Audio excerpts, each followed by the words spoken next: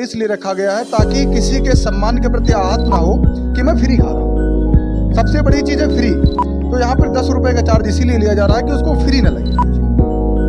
मेरी मौजूदगी है कर्नलगंज रसोई पर। आज हम मौजूद हैं इस समय कर्नलगंज रसोई पर। यहाँ पर जो लोग हैं उनको निःशुल्क में भोजन 10 रुपये पर भोजन कराया जाता है।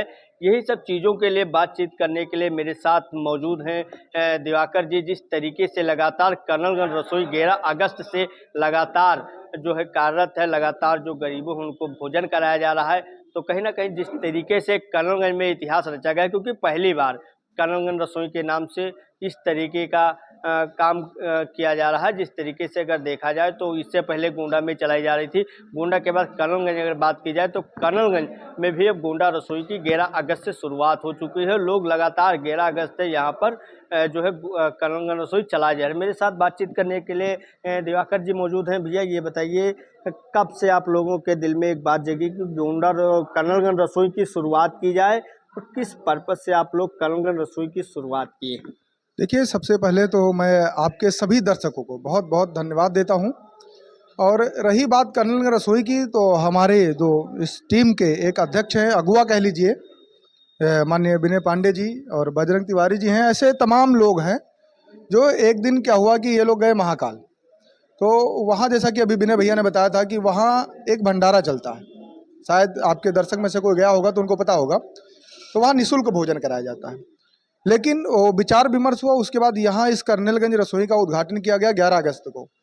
और ये बिल्कुल निःशुल्क है। 11 रुपए या 10 रुपए इसलिए रखा गया है ताकि किसी के सम्मान के प्रति आहत ना हो कि मैं फ्री खा रहा हूँ। सबसे बड़ी चीज है फ्री। तो यहाँ पर 10 रुपए का चार्ज इसीलिए लिया जा रहा है कि उसको फ्री न लगे कोई चीज।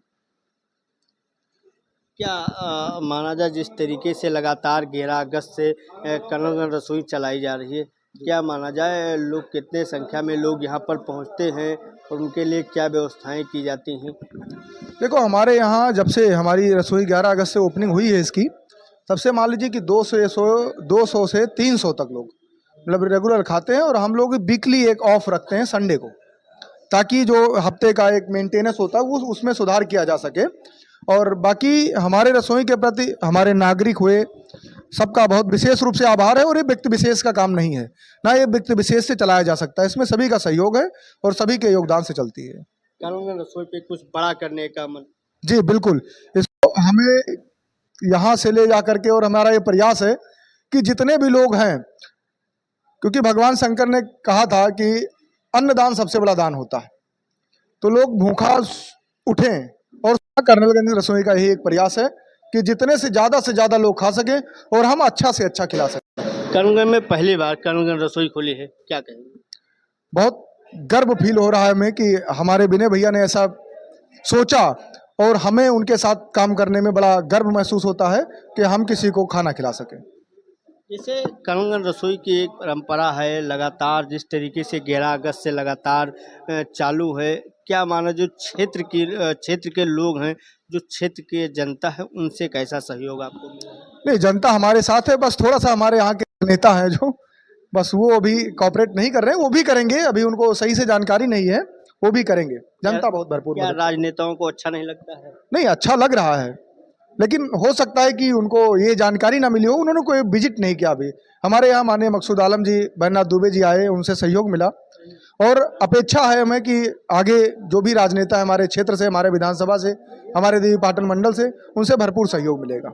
कितने बजे से कितने बजे तक रसोई चलाई जाती है? हमारे यहाँ 12 बजे से 4 बजे तक, 12 बजे से 4 बजे तक बिल्कुल भोजन की व्यवस्था रहती है। और 4 बजे तक जो भी लोग आते हैं उनको भरपूर भोजन की व्यवस्था किया जाता है। हफ्ते में जैसे 7 दिन होते हैं, 7 दिनों में भोजन का शेड्यूल रखा गया है कि इस दिन ये भोजन मिलेगा, इस दिन ये भोजन मिलेगा, या नॉर्मली फिर?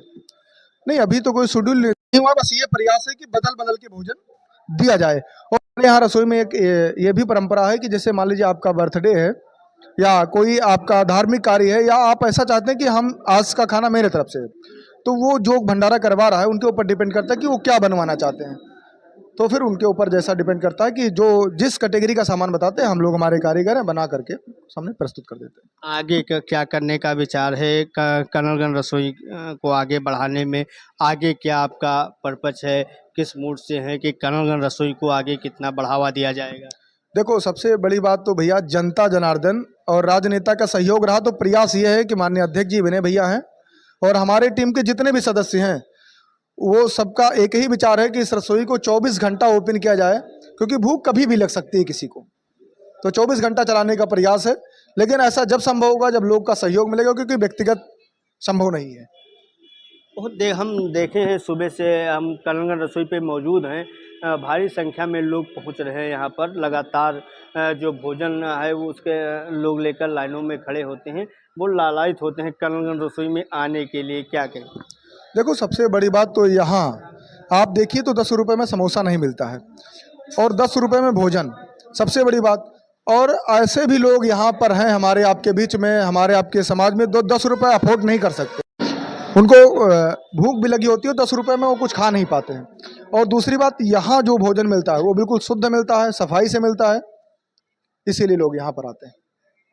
देखिए, बिल्कुल ये थे मेरे साथ दिवाकर भैया जो बात कर रहे थे कलंगन रसोई के बारे में। इन्होंने पूरी जानकारी दी, लेकिन जिस तरीके से लगातार 11 अगस्त से लगातार कलंगन रसोई चलाई जा रही है और उसके संचालन जिस तरीके से विनय जी ने किया है, तो कहीं ना कहीं देखा जाए तो जिस तरीके से यहाँ पर लोगों को भरपेट 10 रुपये में भरपेट भोजन दिया जाता है, तो कहीं ना कहीं ये सबसे बड़ा सौभाग्य की बात है। क्योंकि लगातार अभी भैया ने बात करने में बताया भी कि जिसके पास 10 रुपये होते हैं उसको भी भोजन मिलता है, जिसके पास 10 रुपये नहीं होते हैं उनको भी भोजन मिलता। तो मेरा भी अपने चैनल के माध्यम से सभी को यही अपील है कि आप कलंगन रसोई पे आइए और यहाँ पर 10 रुपये में आप अपना भरपेट भोजन कीजिए।